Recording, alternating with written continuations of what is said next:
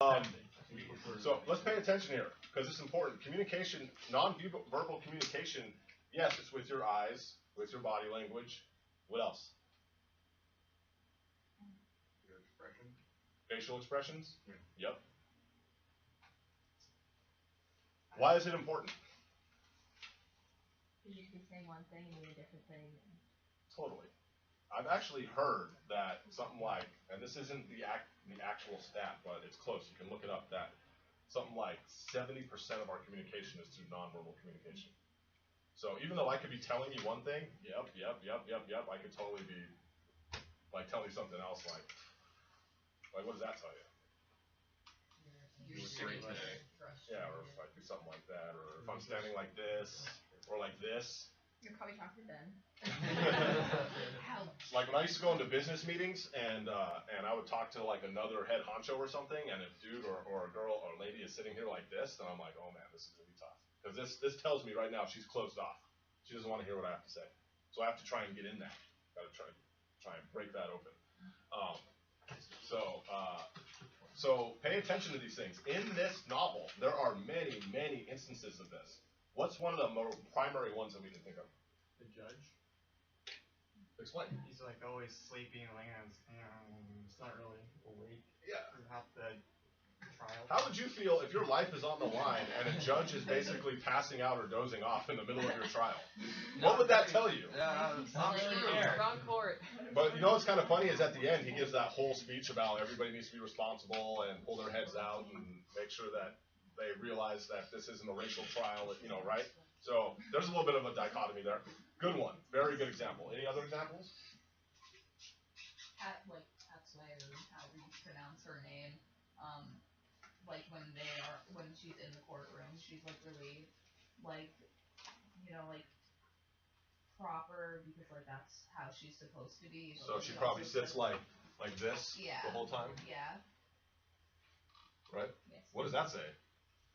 She's really focused in it, and also that she's just trying to be what she's been taught to do also. Right. Nick, do you have something to say? I feel like Edda Hine, that's Carl's mother, right? Yeah, Edda. I feel like she probably always carried herself kind of closed off, like what you talked about, the way she talked about Kabua and how he approached her and stuff. She seems like the kind of person who didn't want to hear it from anybody. That whole exchange in the kitchen, right, where he's like, well, on the flip side, before I lead you, how is Kabuo's body language?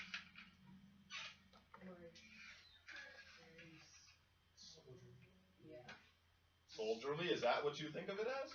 Or is that just because the people depict him as that? Was it kind of they said it was kind of stoic. Confident.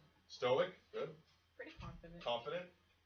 How does it relate to Hatsue? Because she's proper, who attributes it to culture? Anybody? Or is it because he's a soldier and he's a man and...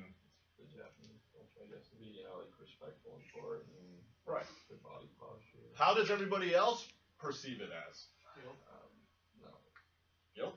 Guilt for they think he's guilty of killing the Carl guy. But they don't think he doesn't think he's guilty. No, but other people perceive it. Somebody, hold on, Nick. Hey, one of you four guys over here. The one you gave me yesterday with Miyamoto, Jane could tell them that he was leaving. He was very proper. And what's her name was just kind of sitting there with her arms crossed.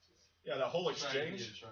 That whole exchange in the kitchen about the land, about him buying land. And so Mr. Miyamoto takes his hat off. He holds it behind his back, right? Or he has his arms crossed in front of him. What does this signify to you? Respect, maybe some humility, right? Whereas Edda Hine, she's just she's just fuming. And so when you read that whole exchange, you can tell what's the dynamic of that conversation without even looking at the dialogue, right? If you just look at the actual descriptions of the body language. I have to say, this guy, although I don't know how I feel about the book, does a very great job of imagery, colors, descriptions of the forest, descriptions of the snowstorms, descriptions of characters, which we're going to work on a little bit later this week. I'm going to have you have you all draw characterizations of what these characters look like, just based on their descriptions. Oh, I have to draw. Oh, you guys. No. It's not upset. It's because there's gonna be that one kid in this class who can draw better than the rest of us, and they're gonna make it absolutely terrible. But it's not about that. She's right there. Okay, how about instead of drawing, I just have you write a 3-page character analysis paper. No, John. Okay, that's what I thought. I'll draw. Right. But this is a great way to analyze character their characterization by catching these features that they describe them. Like, you know, they talk about Nell Gundmanson and like how he limps around and like is almost basically dead, right? Like, doesn't that give you such a more visceral idea of what this character is actually like than just kind of describing him as a lawyer and he's old and blah blah blah? Yeah. Right. Good. So what your task is, and if you want me to find one for you, I will. But it's with your partner. Find one instance in the book that has a nonverbal communicative exchange. Read the passage, understand it, create a little bit of an analysis, and then you're gonna get to come up. You're gonna get to take stage in front of the class and act out our nonverbal communication. So does anybody have any questions? You want me to write them down or put them up on the screen for you? How about I do that?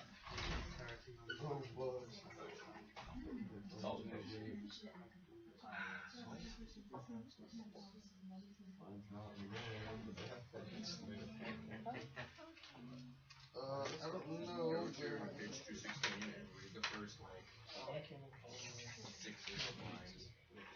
Oh, nice. Turn page right there. Stuff on there. I don't know what it means, but there's some stuff. I give you all about 15 minutes to pull something together.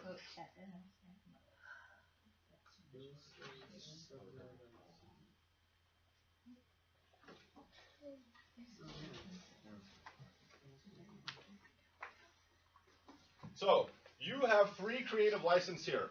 When you decide what you're going to do, you can use words, or you can be completely silent and just use the body language. The idea is to try and portray what you find from your analysis in the text. And then the fun part is the rest of the class gets to try and guess. So here is our agenda for today. We did announcements, we did some review, we do need to tie up some loose ends still. See English 12 lesson plan, which is what you're working on right now. Here's your homework. AP, read Crossing the Pacific, prepare for discussion. What's that? No, you'll get it soon. But just, if you need me to flash back to this, feel free, or just tell me to do so. Here's your, who knows how to zoom in on Google Docs? So You you go have to the, 100%. like, 3 lines up. Yeah, right there. You can just go to, like, So here is basically what you are doing. I gotta flash up a little bit. Nonverbal communication exercise. Students will read and discuss an excerpt from the text that displays an interaction using nonverbal communication of the teacher's choice. Just like writing papers, I probably shouldn't lesson plan at 11 o'clock at night. Students will analyze the meaning of the text and the nonverbal communication, citing textual evidence to support their theory, and then finally students will create a skit to act out their interpretation of the material. Yes, ma'am. Does it have to be like communication between people, or could it be like one person in a space with objects? Well, if we have